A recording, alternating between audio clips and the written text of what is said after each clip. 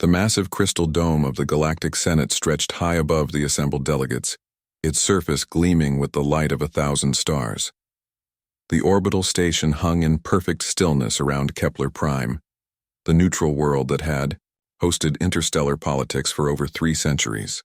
Today would mark a special day in galactic history, though few understood just how special it would become. Ambassador Velthar of the Dreknari Empire stood at the central podium, his scaled, green skin reflecting the chamber's soft blue lighting. His reptilian eyes swept across the semicircular rows of seats where representatives from 47 different species waited in eager anticipation. The air recyclers hummed quietly, mixing atmospheric compositions to keep everyone comfortable, while translation matrices converted his words into hundreds of different languages simultaneously. Honored delegates, Velthar began, his voice carrying the weight of ceremony. We gather today to witness the end of a chapter that has troubled our galaxy for far too long. The human threat has finally been eliminated. A ripple of satisfaction moved through the assembled crowd. The Zephyrians clicked their mandibles in approval while the crystalline Nexari chimed in harmonic agreement. Even the normally stoic Vorthan representatives nodded their massive heads, their tusks catching the light as they moved. Velthar activated the holographic display system with a gesture of his clawed hand. The air above the podium shimmered and coalesced into a 3-dimensional map of the Sol system. Earth appeared as a small blue marble in the center, surrounded by the orbital debris of what had once been humanity's space infrastructure. 6 months ago, our combined fleets executed Operation Final Dawn. Velthar continued, his voice growing stronger with each word. The human homeworld received concentrated bombardment from 4 separate battle groups. Thermal imaging confirms complete surface sterilization. No life signs remain on the planet designated Earth. The hologram shifted to show thermal scans of the planet's surface. Where once green continents and blue oceans had existed, now only gray ash and glowing red patches of molten rock remained. The delegates leaned forward in their seats, studying the images with keen interest. Some had never seen a world after complete sterilization, though the process had been used many times throughout galactic history to deal with particularly troublesome species. Communication arrays throughout the system have been silent for 187 days, Velthar reported with clinical precision. Our monitoring stations detect no electronic signatures, no subspace transmissions, and no signs of organized resistance. The few human vessels that escaped the initial assault have been hunted down and destroyed by our patrol fleets. Chancellor Mordek of the Hegemony rose from his elevated seat at the head of the chamber. His species, the Valdori, had served as galactic peacekeepers for millennia, their natural longevity and patience making them ideal mediators. His ancient eyes had witnessed the rise and fall of dozens of civilizations, and today he would oversee the official end of another. The evidence appears conclusive, Mordek announced, his deep voice resonating through the chamber. However, protocol requires confirmation from all participating fleets before we can proceed with the formal declaration. Admiral Kexinor of the Hegemony Fleet stood and saluted. His uniform bore the insignia of someone who had spent centuries in military service, commanding ships across the galaxy's most dangerous regions. Third Fleet reports complete success. All human military installations in the outer colonies have been eliminated. No survivors detected. General Yulthus of the Confederation added her confirmation. Ground forces encountered no organized resistance on any of the 17 settled worlds. Human population centers were evacuated and subsequently neutralized according to the approved protocols. One by one, the military commanders reported their successes. The systematic elimination of human presence throughout their small corner of the galaxy had been thorough and efficient. Each report brought nods of approval from the assembled delegates, many of whom had lived through the brief but intense period when humanity had burst onto the galactic stage. The humans had been different from other species that achieved interstellar flight. Most civilizations spent centuries learning to cooperate with their neighbors, gradually integrating into galactic society through careful diplomacy and cultural exchange. Humans had arrived with aggressive expansion, military innovation, and an unsettling tendency to fight against impossible odds rather than surrender or negotiate. In the observation gallery high above the Senate floor, a figure in a dark environmental suit watched the proceedings with complete stillness. The suit itself looked ancient by galactic standards, its metal plating scarred and patched with repairs that showed years of hard use. The helmet's visor reflected the chamber's lights, hiding the face of whoever wore it. The environmental suit's life support systems hummed quietly, running on power cells that had been modified and remodified dozens of times. The technology was crude compared to modern galactic standards, but it worked reliably, which had always been more important to its user than elegance or efficiency. Inside the helmet, Captain Jisoo Kim listened to every word with the patience of someone who had spent years learning to control her emotions. Her dark eyes tracked the movements of each speaker, memorizing faces and voices for future reference. A small recording device attached to her suit's chest plate captured everything, storing data that would prove useful in the months to come. Jisoo had been in the observation gallery for 3 hours, having arrived well before the session began. Security at the Galactic Senate was typically thorough, but she had learned long ago that confidence and proper paperwork could get someone through almost any checkpoint. Her identification listed her as a maintenance technician from one of the station's many service contractors, a role that made her effectively invisible to most security personnel. She had watched the delegates file into their seats with expressions of anticipation and satisfaction. She had seen them greet each other with the casual friendliness of people about to witness something they had all worked toward together. She had observed their comfortable assumption that they were the victors in a war that had finally ended, according to their plans. What they did not know was that Jisoo Kim had been present at the bombardment of Earth. She had been commanding a deep space reconnaissance mission when the first wave of alien ships had appeared in the Sol system. She had watched from the outer asteroid belt as her homeworld burned, recording everything while her small crew prepared for the long journey to safety. The humans had not been completely unprepared for the possibility of total war with the galactic community. Military planners had always known that humanity's aggressive expansion would eventually provoke a coordinated response from established powers. Hidden bases throughout human space contained supplies, equipment, and personnel ready to continue fighting, even if Earth itself fell. What the aliens had not expected was that some humans would survive not just the initial assault, but the systematic hunting campaign that followed. They had assumed that destroying Earth and the major colonies would break human resistance completely, leaving only scattered refugees to be mopped up by patrol fleets.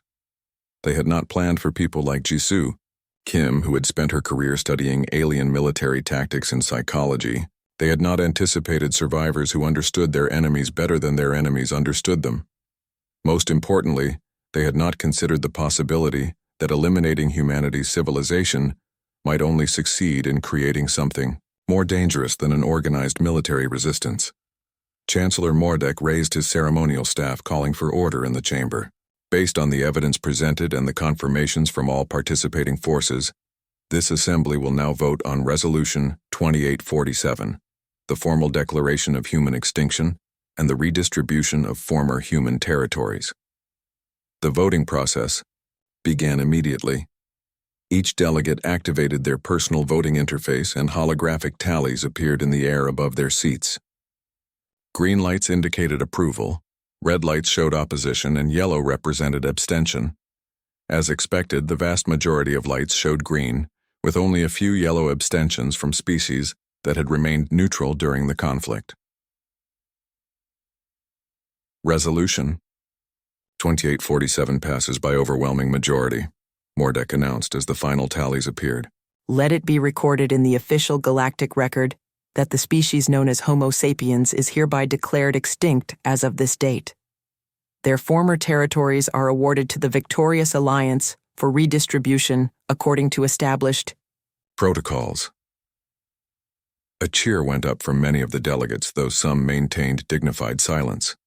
The threat that had worried galactic stability for the past 50 years was finally ended. The aggressive humans, with their unpredictable military innovations and stubborn refusal to accept defeat, were now nothing more than a historical footnote. In the observation gallery, Jisoo Kim continued recording as the delegates began filing out of the chamber, many stopping to congratulate each other on their victory. She remained motionless until the last of them had left, and the chamber's lights dimmed to their standby setting. Only then did she stand and make her way quietly toward the exit. 3 days after the Galactic Council's declaration, the first reports began appearing on subspace communication networks throughout the Outer Rim territories.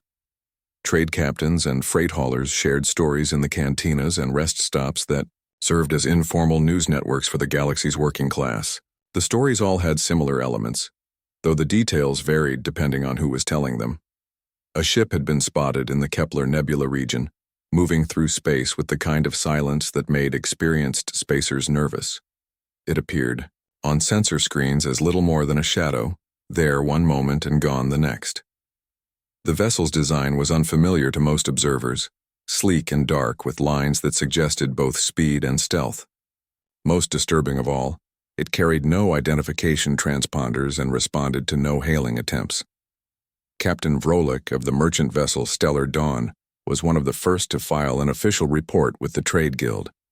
His cargo hauler had been making a routine run through the Vega system when his sensors detected an unidentified contact approximately 50,000 kilometers off his starboard bow. The contact had matched his course and speed for nearly an hour before vanishing completely from his instruments. "Never seen anything like it," Vrolik told the guild inspector during his debriefing. His 3 eyes blinked in sequence as he recalled the encounter, a nervous habit common to his species when discussing unsettling experiences. The ship moved like it was hunting something, but there was nothing else out there except us and empty space. Similar reports came from other sectors. Within the week, the merchant ship Golden Prophet encountered the mysterious vessel near an abandoned mining station in the Centauri belt. The freighter captain reported that the unknown ship had scanned his cargo holds with some kind of advanced sensor array before disappearing into the asteroid field. When asked what kind of cargo he had been carrying, the captain admitted that most of his holds contained salvage from destroyed human settlements. The pirate crews that operated in the lawless regions beyond the galactic frontier began sharing stories that were considerably more disturbing than simple sightings. The notorious raider Captain Sektar had built his reputation over 2 decades of successful attacks on merchant shipping, commanding a battle group of 6 heavily armed vessels that had never failed to take a prize they wanted. Sektar's ships had encountered the Ghost vessel while attacking a luxury passenger liner in the Rigel system. The pirates had surrounded their target and were preparing to board when their sensors detected a new contact approaching at high speed. The unknown ship had dropped out of hyperspace with precision that impressed even the experienced raiders, positioning itself between the pirate fleet and their intended victim. What happened next was recorded by the passenger liner's emergency beacon and later recovered by hegemony patrol ships. The Ghost vessel had not opened fire immediately, instead transmitting a single message on an open channel. The voice that spoke was female and human, though everyone listening knew that humans were supposed to be extinct. "You have 10 seconds to withdraw," the voice had said, speaking in perfectly clear galactic standard. "After that, you become my priority target." Sektar had responded with the kind of bravado that had made him famous throughout the criminal underworld. His 6 ships opened fire simultaneously, concentrating their weapons on the lone vessel that had dared to challenge them. The coordinated attack would have been sufficient to destroy most military cruisers, let alone a single unknown ship. The Ghost vessel's defensive systems proved to be far more advanced than anyone had expected. Energy barriers flared to life around its hull, deflecting the pirate weapons with an efficiency that suggested military-grade shielding. The ship's response was immediate and devastating. Within 30 seconds, 3 of Sektar's vessels were drifting hulks with their weapon systems destroyed and their crews evacuating in emergency pods. The remaining ships tried to flee, but the Ghost vessel pursued them with the kind of relentless determination that suggested personal motivation rather than simple law enforcement. The passenger liner's sensors tracked the battle until the combatants disappeared beyond scanner range, but the outcome was clear from the debris field that remained. Sektar's infamous raider fleet had been eliminated by a single unknown vessel, operated by someone who was supposed to be dead. News of the incident spread quickly through both legitimate and criminal communication networks. The ghost ship's captain had identified herself during the battle, using a call sign that made experienced spacers and security officials check their historical databases with growing unease. "This is Baba Yaga," the voice had announced just before opening fire on the pirates. "You chose your fate." The name meant nothing to most current galactic citizens, but older files contained references that painted a disturbing picture. Baba Yaga had been the operational call sign of a human special forces operative who had worked throughout the frontier regions during humanity's expansion period. Intelligence reports from various species described encounters with an individual who seemed to appear and disappear at will, striking military targets with surgical precision before vanishing into the void. The reports had always been fragmentary and difficult to verify, which was why many officials had dismissed them as typical frontier mythology. Every region of space had its ghost stories and legendary figures, usually based on half-remembered encounters with unusually competent criminals or military personnel. The difference was that Baba Yaga's activities had been documented across multiple star systems over a period of nearly 20 years. What made the reports truly unsettling was their consistency. Witnesses described the same methods, the same tactical approaches, and the same cold efficiency in eliminating targets. The operative seemed to specialize in hunting war criminals and corrupt officials, particularly those who had committed atrocities against civilian populations. Commander Thaxier of Hegemony Intelligence had been one of the few officials to take the reports seriously during humanity's active period. His files contained cross-referenced incident reports from 17 different systems, all involving attacks on military personnel who had been accused of various war crimes. In each case, the targets had been killed or captured by someone who demonstrated impossible knowledge of their personal habits and security arrangements. "The human operates with intelligence assets that suggest extensive preparation and surveillance," Thaxier had written in his final report. "Target selection appears to follow a moral code rather than strategic military objectives. Recommend extreme caution if contact is established." The report had been filed away when humanity's war with the galactic community began, classified as no longer relevant once the systematic extermination campaign started. Command had assumed that even if the legendary operative survived the initial bombardment, she would be hunted down with all the other human survivors. Now the ghost ship was active again, and its captain was using the same call sign that had appeared in those old intelligence files. The implications were troubling for anyone who had participated in humanity's destruction, but most military officials dismissed the possibility that a single survivor could pose any significant threat. The ship itself was clearly human in origin, though its design incorporated modifications that suggested years of careful engineering work. Intelligence analysts who studied the available sensor data noted that the vessel's energy signatures matched no known human ship classes, indicating either advanced prototype technology or extensive post-war modifications. The crew complement remained unknown, but intercepts of internal communications suggested a small team of specialists rather than a full military unit. Voice analysis identified at least 3 different individuals besides the captain, though their identities and specializations could not be determined from the limited audio samples. What was clear was that the ghost ship represented something the galactic community had not prepared for: organized human resistance that had survived the extermination campaign.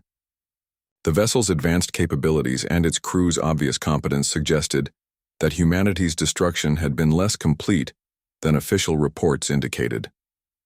Captain Jisoo Kim stood on the bridge of the Widow's Bite, studying tactical displays that showed the current positions of various alien military units throughout the frontier regions. Her ship hung in the shadow of a dead asteroid, its stealth systems masking their presence from the hegemony patrol that passed within a few thousand kilometers every 6 hours. The bridge was small and efficient, designed for a crew of specialists, rather than the large teams that operated most military vessels. Every station showed the kind of modifications and improvements that came from years of practical experience and limited resources. The equipment worked reliably, which mattered more to its users than elegance or standardization. Hyunwoo Park occupied the engineering station, his hands moving quickly across control interfaces as he monitored the ship's various systems. The modifications he had made to their engines and power grid allowed the Widow's Bite to match the performance of much larger vessels, though the work required constant attention to prevent dangerous overloads. Power grid is stable, Hyunwoo reported without looking up from his displays. Admiral Kexnor of the Hegemony Third Fleet had commanded warships for over 2 centuries, fighting in conflicts across the galaxy and earning decorations for valor in battles against some of the most dangerous enemies known to civilized space. His flagship, the massive dreadnought Eternal Justice, had never been boarded by hostile forces during his entire career. The ship's security systems were considered among the most advanced in the galactic military, protected by multiple layers of defensive measures that had been tested against every known infiltration technique. On the morning that would change everything he understood about warfare, Kexnor was reviewing tactical reports in his private ready room adjacent to the bridge. The Third Fleet was conducting routine patrols through the former human territories, hunting for any remaining survivors who might have escaped the initial extermination campaign. His ships had been searching for months without finding any significant resistance, leading most of his officers to believe that the human threat had been completely eliminated. The Admiral was studying sensor logs from the previous day's operations when his door chime sounded. He called for whoever was outside to enter, expecting one of his senior staff members with updates from the ongoing patrol missions. Instead, he found himself looking at a figure in black combat armor that he had never seen before, carrying weapons that were clearly not standard hegemony issue. The intruder's helmet visor reflected the soft lighting of the ready room, hiding their face behind a dark mirror that somehow made the moment feel even more unreal. The armor itself was human in design, though modified with additional plating and equipment that suggested extensive combat experience. Most unsettling of all was the complete silence with which the figure had entered, moving without triggering any of the ship's sophisticated security systems. Admiral Kexnor, the figure said, and the voice was female and human, speaking galactic standard with an accent that carried the distinctive patterns of Earth's northern continents. "You and I have business to discuss."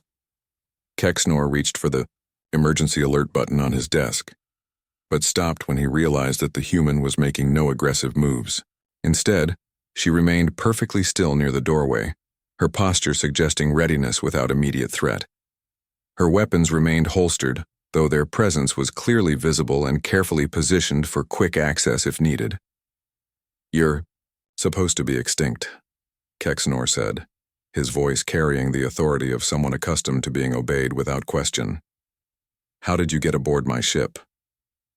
"Extinction is a relative concept," the human replied, moving slowly into the room, with movements that suggested complete familiarity with shipboard environments. "As for how I got here, that's less important than why I'm here." The Admiral activated his personal communicator, intending to alert bridge security about the unauthorized presence in his quarters. The device produced nothing but static, and he realized that the ship's internal communication systems had been compromised. The human had not simply infiltrated his flagship. She had somehow gained control of its electronic systems. "My communications officer will notice the system failures," Kexnor warned, though his confidence was beginning to waver as he considered the implications of what he was witnessing. "Security teams will respond within minutes." "Your communications officer is currently unconscious at his station," the human informed him with the same calm tone she had maintained throughout the conversation. "Along with the rest of your bridge crew, your security teams, and everyone else aboard this ship except for us." Kexnor felt a cold certainty settling in his chest as he began to understand the scope of what had happened. The human had not simply boarded his ship. She had systematically neutralized its entire crew without triggering any alarms or emergency protocols. The level of planning and execution required for such an operation was beyond anything he had encountered in his long military career. "What do you want?" he asked, abandoning any pretense that he remained in control of the situation. The human activated a holographic projector that she produced from her equipment belt, filling the air between them with three-dimensional images that Kexnor recognized with growing unease. The projection showed scenes from the bombardment of human colonies, recorded from the perspective of his own ship's targeting systems. He was looking at documentation of his fleet's participation in humanity's systematic extermination. "I want you to understand what you did," the human said, her voice carrying an emotional weight that had been absent from her earlier statements. "I want you to see the faces of the people you murdered, and I want you to explain to me why their deaths were necessary." The holographic display shifted to show civilian evacuation ships fleeing from burning cities on the human colony world of New Geneva.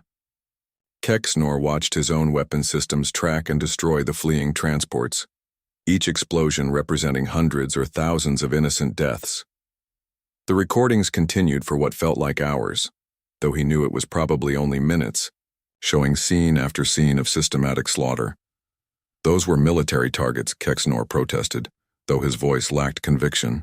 "We were following orders to eliminate all human presence in accordance with Council Resolution 2847.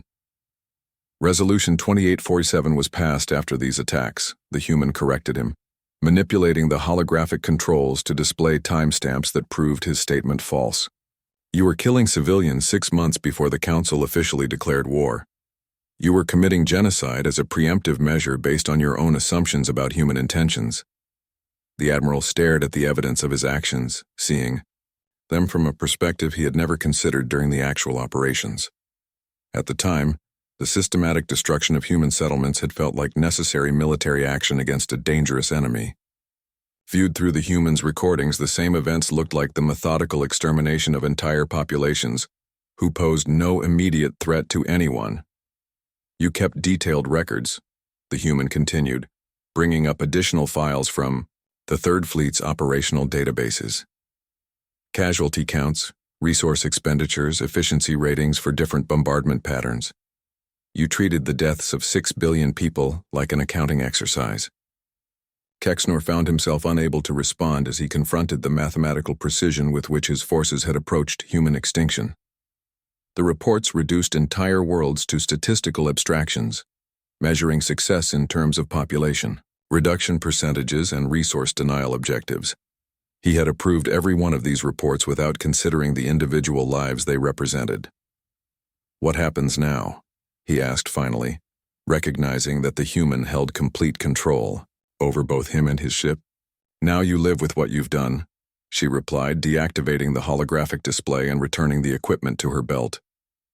"Your crew will wake up in approximately 1 hour with no memory of this encounter. You will remember everything, and you will spend the rest of your life knowing that the people you exterminated are not gone. We survived, and we remember every face, every name, every crime." The human moved toward the doorway, then paused to deliver a final message that would haunt Kexnor for the remainder of his career. "Tell your superiors that Baba Yaga sends her regards. Tell them that extinction was just the beginning." When the Third Fleet's crew regained consciousness an hour later, they found their admiral sitting motionless in his ready room, staring at displays that showed casualty reports from the human extermination campaign. He would never speak publicly about what had happened during the missing hour, but his behavior changed completely from that day forward. The confident military commander, who had led successful operations throughout the galaxy, became withdrawn and hesitant, constantly checking security reports and modifying his ship's defensive procedures. Meanwhile, similar encounters were occurring throughout the territories where other military units had participated in humanity's destruction. Governor Yulthes of the Rigel Colonial Administration discovered that her luxury orbital station security systems had been compromised when she awoke in her office to find holographic displays surrounding her desk. The displays showed scenes from the human colony worlds that had fallen under her administrative jurisdiction during the extermination campaign. Yulthes had been responsible for coordinating the systematic destruction of human settlements, ensuring that no infrastructure or resources remained that might support future resistance efforts. She had approached the task with the same bureaucratic efficiency that had made her successful in previous administrative positions. The holographic records forced her to witness the results of her administrative decisions from the perspective of the people who had suffered under them. She saw human families separated during forced evacuations, children loaded onto transport ships that would later be destroyed in space, elderly and disabled individuals left behind in cities that were scheduled for orbital bombardment. Unlike Admiral Kexnor, Governor Yulthus never saw her tormentor directly. The human who had infiltrated her station remained invisible throughout the encounter, communicating only through modified voice projectors that made her seem to speak from everywhere and nowhere simultaneously. The psychological effect was devastating. Chancellor Mordek stood before the emergency assembly of the Galactic Council, his ancient features showing the strain of recent events in ways that centuries of diplomatic experience had never prepared him for.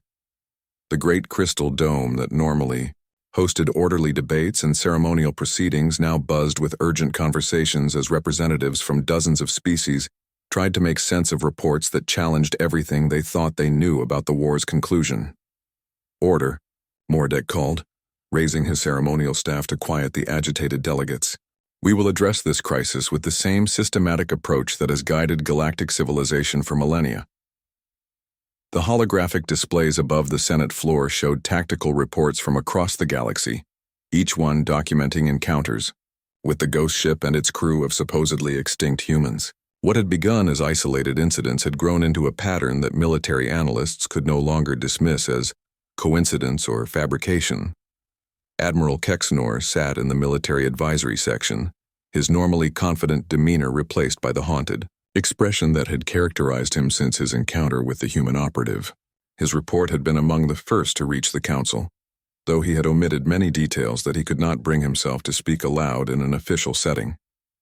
The evidence suggests coordinated resistance by a small group of human survivors, Kexnor reported, his voice lacking the authority that had once made him one of the most respected military commanders in the galaxy. "Their capabilities exceed anything we encountered during the initial extermination campaign." Governor Yulthus provided additional testimony from her position in the civilian administrative section. Her encounter with the invisible human had left her with chronic insomnia and a tendency to check her office security systems multiple times per day.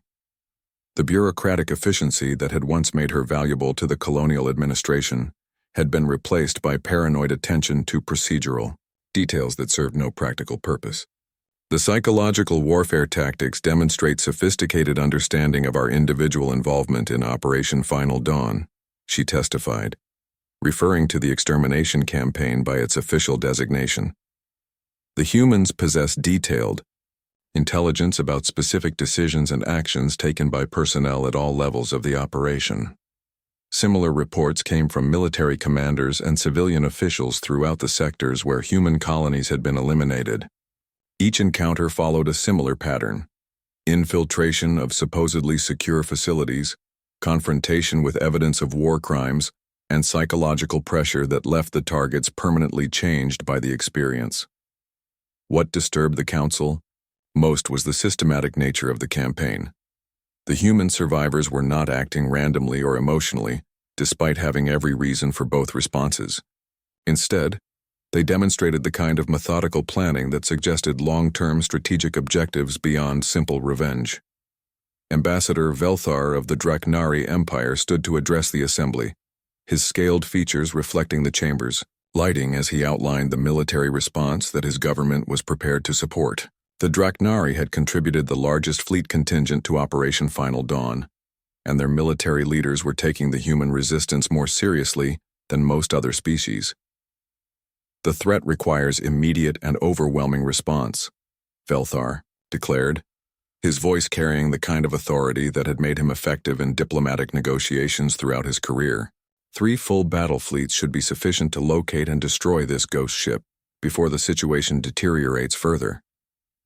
General Thoxmar of the Hegemony Military Command stood to support the proposal, though his analysis included warnings that other delegates found troubling. His intelligence staff had been studying the available data about human capabilities, and their conclusions suggested that conventional military tactics might prove insufficient. "The humans have demonstrated infiltration capabilities that exceed our current understanding," Thoxmar reported, activating holographic displays that showed security footage from various installations. Their operative gained access to Admiral Kexner's flagship without triggering any defensive systems. She compromised Governor Yulthus's orbital station in the same manner. These achievements require either advanced technology or intelligence, assets that we have not yet identified. The security footage was deeply unsettling to watch, showing corridors and control rooms where nothing appeared to be happening, followed by evidence that someone had been present throughout the apparently empty spaces. The human operative moved through secured areas with complete invisibility, suggesting either personal cloaking technology or support from accomplices who had infiltrated the facilities in advance. Dr. Zektoth of the Galactic Science Consortium provided additional analysis that made the situation even more disturbing. His research team had been studying the energy signatures detected during encounters with the ghost ship, and their findings challenged basic assumptions about human technological capabilities. The vessel demonstrates propulsion efficiency ratings that exceed our theoretical maximums, Dr. Zektoth reported, his multiple eyes blinking in sequence as he reviewed his data. Either the humans developed breakthrough technologies before their extinction, or they have made significant advances during the months since Operation Final Dawn concluded. The implications were troubling for military planners who had based their strategies on assumptions about human technological limitations. If the ghost ship represented standard human engineering capabilities, then the extermination campaign had been conducted against an enemy whose true potential had never been properly assessed. Chancellor Mordek called for a recess to allow the IDER military leadership to develop response strategies based on the information presented to the assembly. The delegates filed out of the chamber with expressions of concern that had not been present during their celebration of human extinction just weeks earlier. In the private conference room reserved for senior military officials, the conversation quickly turned to questions that no one wanted to ask but everyone needed to consider. The systematic nature of the human attacks suggested objectives that went beyond simple retaliation for past grievances.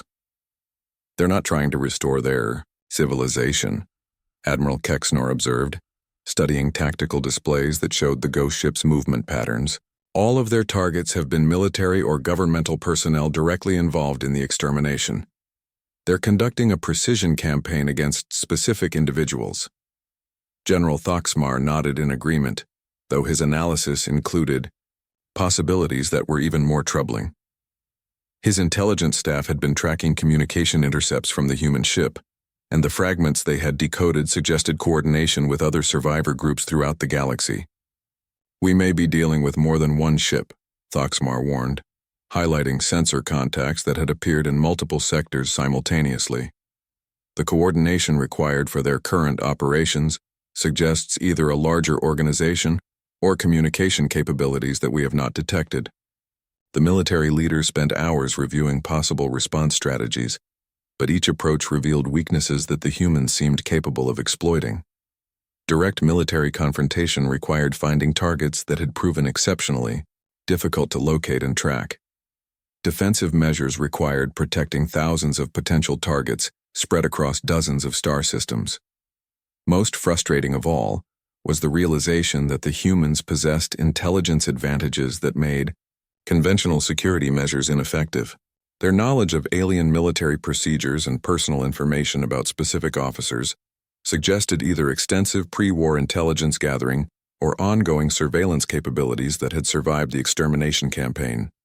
Meanwhile, in the depths of space beyond the galactic frontier, Captain Jisoo Kim reviewed intelligence reports from sources throughout the civilized sectors. The Widow's Bite hung motionless in the shadow of a rogue planet, its stealth systems masking their presence from the increased patrols that were now searching for them throughout known space.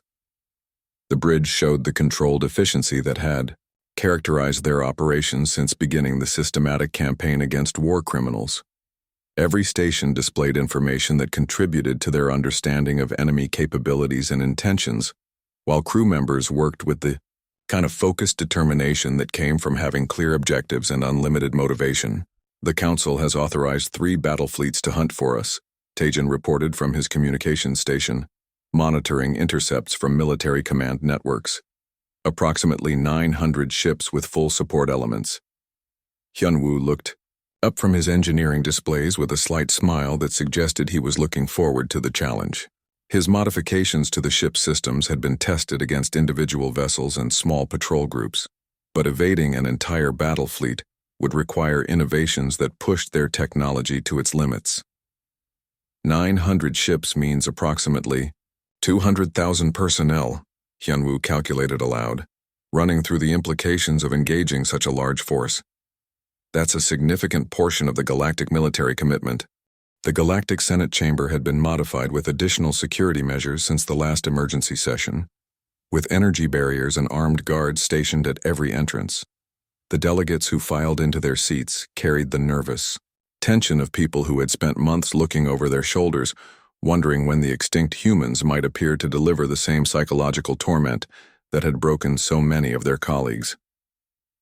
Chancellor Mordek called the special session to order with movements that showed his advanced age more than they had in previous years.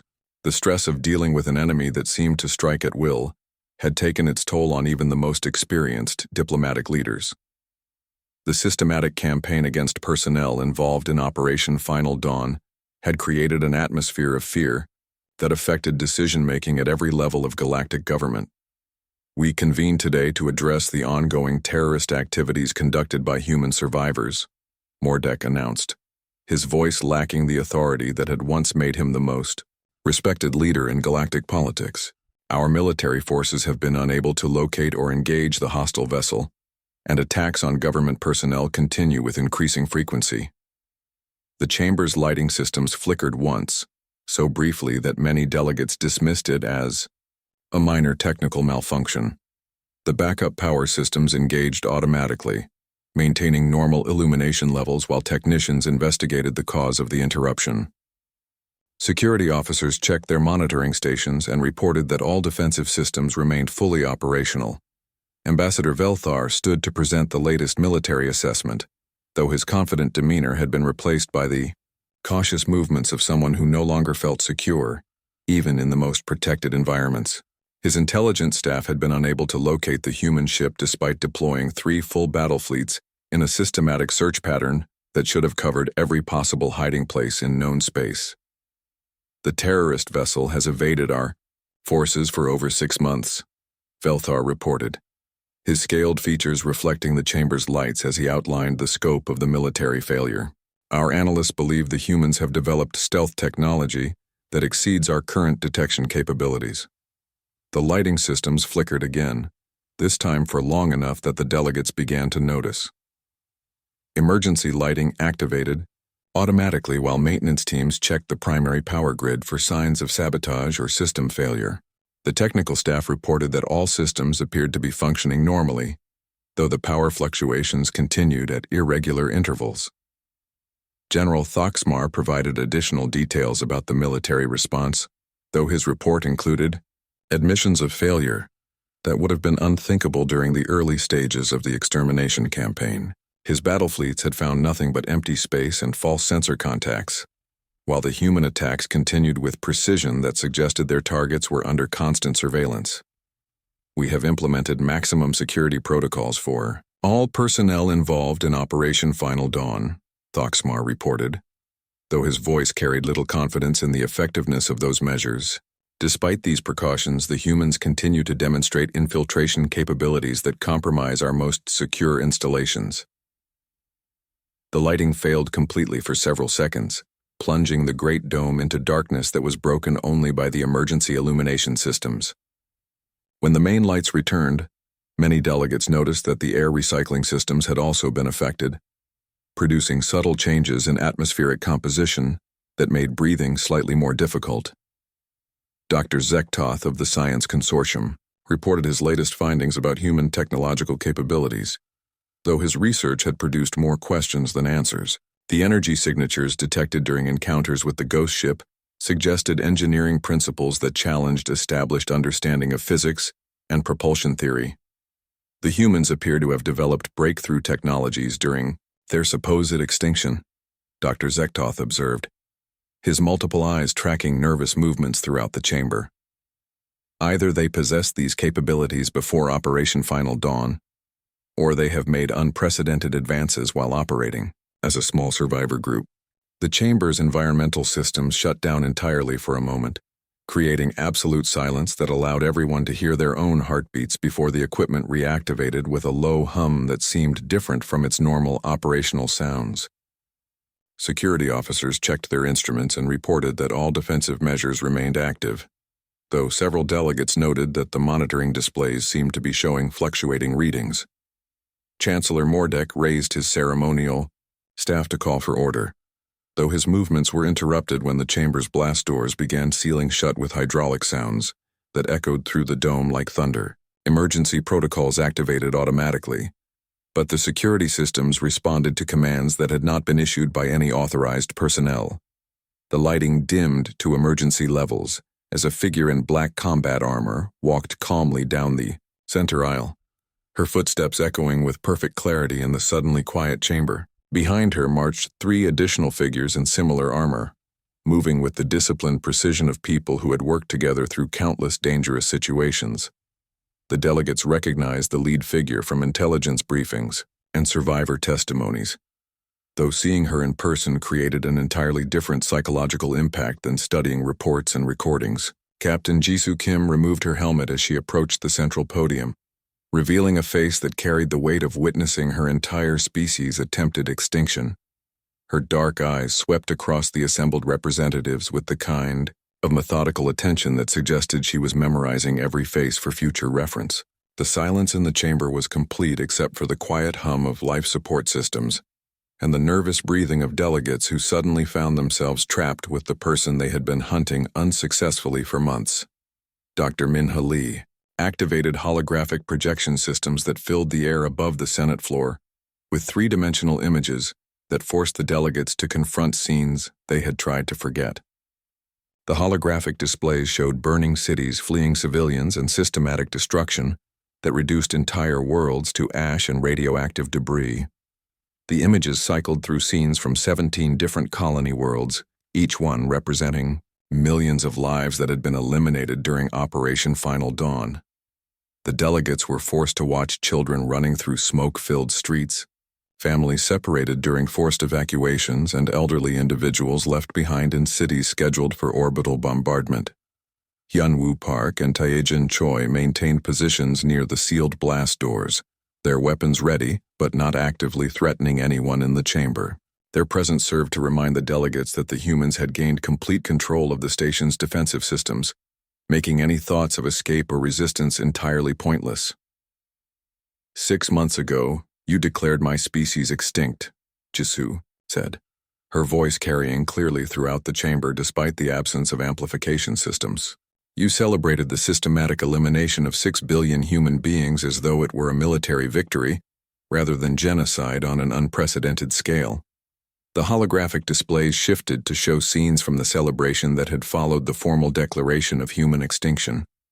The delegates watched themselves applauding and congratulating each other, while images of burning worlds provided background context for their festivities. You treated the extermination of an entire civilization as a bureaucratic exercise, Jisoo continued, highlighting specific individuals in the chamber who had played key roles in planning and executing Operation Final Dawn.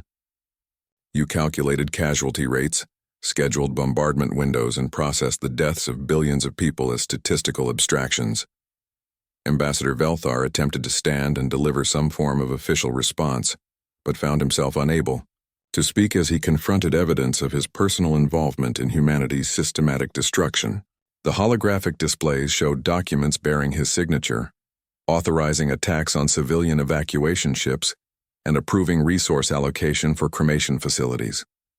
You made a fundamental error in your calculations, Jisoo observed, her voice taking on the tone of someone delivering a lecture to students who had failed to grasp basic concepts.